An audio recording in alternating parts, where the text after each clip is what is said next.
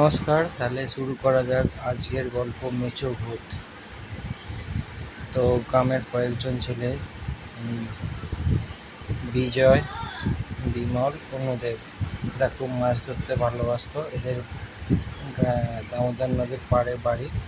তো এরা নিয়ে বর্ষার দিনে মাছ ধরতে গিয়েছিল বন্ধুদের সঙ্গে রাত্রির দিকে।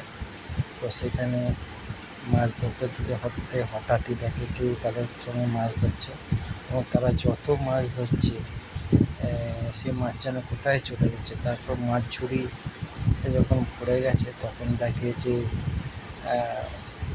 অন্য একজন ব্যক্তির কাছে, যে ব্যক্তি তাদের সাথে মাছ ধরছিল তার কাছে গেছে।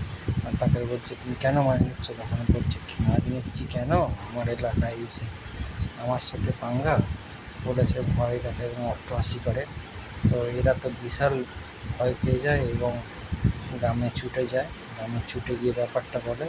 তারপর একজন বয়স্ক লোক বলে, হ্যাঁ ওখানে ভূত আছে, তোমরা যেও না, ওখানে গেলে লোহার কিছু একটা জিনিস নিয়ে যাবে। এই হলো আমাদের আজকে মেচো ভূতের গল্প। তো এরকম অনেক জায়গায় আছে, এরকম ভূত টুত থাকে, সাবধানে মাস্টার থাকবে।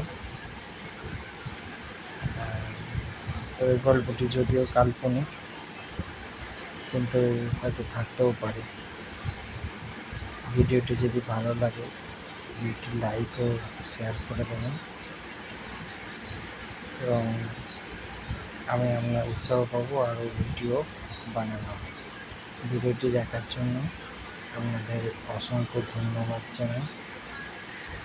দেখা হবে অন্য কোনো ভিডিও, ততক্ষণ থ্যাংক ইউ।